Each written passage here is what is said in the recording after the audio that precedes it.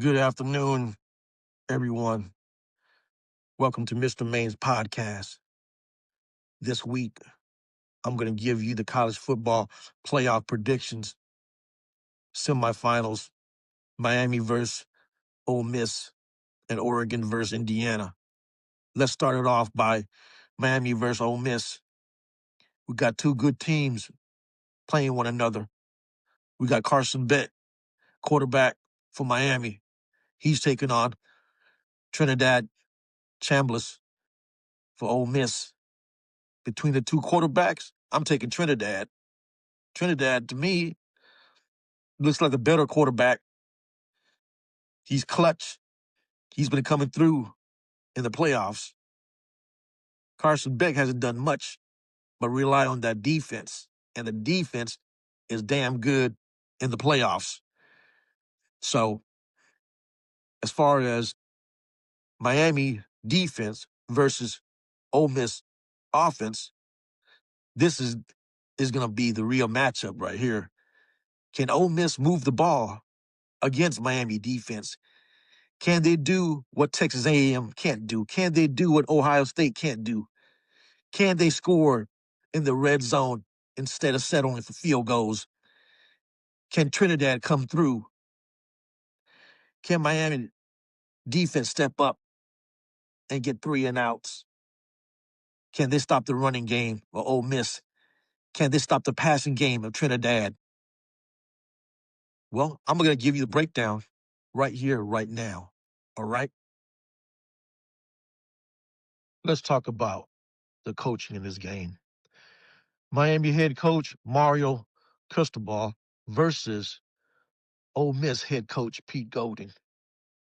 Now, you know Pete, he just took over the job the last 2 games when Lane Kiffin left the team to join LSU.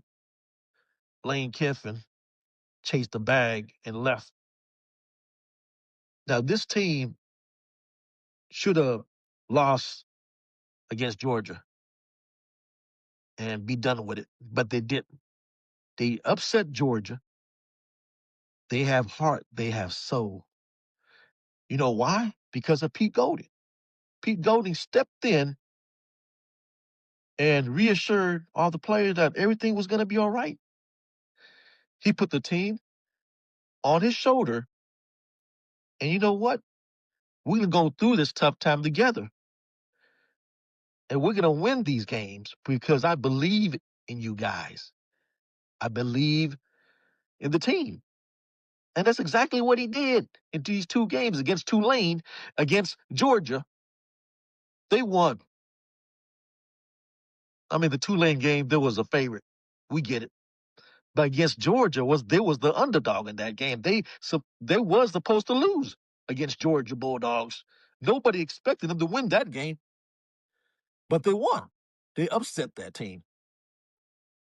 Pete Golding, right now, is being loved by Ole Miss. He's like a savior right now, and I see them signing him to a long-term contract after the season ends, regardless what happens tonight in this game tonight. I see Ole Miss signing Pete Golding to a long-term contract. Now, Mario, he lost his starting quarterback last year in Cam Ward, who was number 1 pick for Tennessee. So he had to get another quarterback. He went and got himself a quarterback in a transfer portal in Carson Beck. How's Carson Beck been playing this year? He's been playing good. He's been playing decent. You know, he got some good numbers. They got 2 losses on their record. They lost to Louisville and they lost to SMU. 2 teams, straight trash, really. But somehow he managed to get this team into the postseason, and they be playing lights out defense in the postseason. Mario, he done this. Now we got to give him credit where credit is due.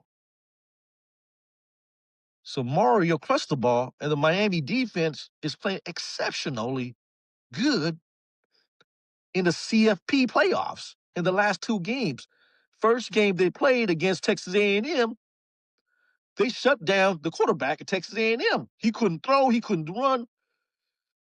He looked like a shell himself against Ohio State. Ohio State, Big Ten champion, last year's national champion, Ohio State. He shut them down. They couldn't barely scored in the game. They couldn't do nothing because the defense was suffocating. So Mario, we got to give him credit where credit is due. Mario Cristobal. Let's talk about Miami's offensive versus Ole Miss defense. At quarterback, you got Carson Beck. Now, he played on Georgia's team last year. He's a transfer from Georgia. And you got the running back, Mark Fletcher Jr. And, they're a good team. You got the offensive tackle and Markel Bell.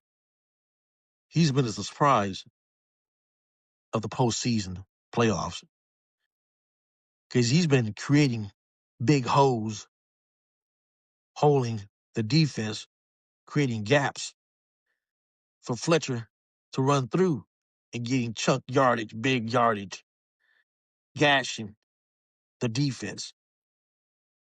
Now, can Ole Miss defense start? Can they stop Mark Fletcher Jr.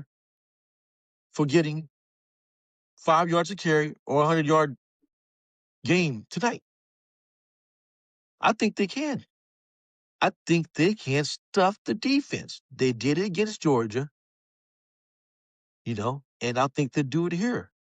So that means that Carson Beck is going to have to step up his game tonight. Carson Beck has to throw for 300 yards. Carson Beck has to throw for 3 touchdowns with no interception. For them to beat Ole Miss, Carson Beck has to step up because now they can't rely just on the defense to win game. It's going to be on Carson Beck's shoulder to have an MVP type of game to beat Ole Miss. Let's talk about Miami defense, okay? You got Hakeem Mesidor and Reuben Bain Jr., defensive back, Keontae Scott. So you got 3 studs in defense. Now, Ole Miss offense got weapons. What kind of weapons? At quarterback, you got a deadly, elusive, dual threat QB in Trinidad Chambliss. This guy can throw, this guy can run. And you got the running back. He's a threat too.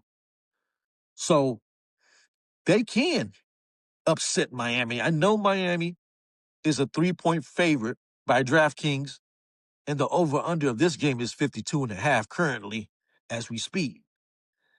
But I see an upset coming. I see Ole Miss upsetting Miami tonight, in the Fiesta Bowl. Yeah, I do. You see, this defense, they have never played against an offensive weapon juggernaut like Ole Miss have. This team just lost their coach, Lane Kiffin, to LSU. He left them to go to LSU. Instead of faltering, instead of laying down, they stepped up their game. They won 2 playoff games in a row against Tulane and the Georgia Bulldogs. They got heart. They're playing on emotion. I'm telling you right now, Ole Miss is for real. Let's talk about Ole Miss weapons, offensive power they got. At quarterback, Trinidad Chambliss. And they got the running back, Keywan Lacey. They got the 2 wide receivers in Dijon Stribling and Wallace. the third. So they got weapons. They can run, they can throw. So Miami is going to be in this game a long night for them. I see Ole Miss winning this game down the stretch, making clutch plays, running the ball, passing the ball, and coming through victorious. Miami, they're going to put up a fight. They definitely going to put up a fight because they got the two best edge in Hakeem Mesidor and Ruben Bain Jr. And they got defensive back Scott back there. So they're going to put up a fight. This is not going to be easy peasy win for Ole Miss. They're going to win this game by at least 3 points. I see Ole Miss winning this game by a field goal in the fourth quarter. It's going to be a tight game. It's going to be a close game. But Ole Miss is going to come through and win this game and move on to the next round.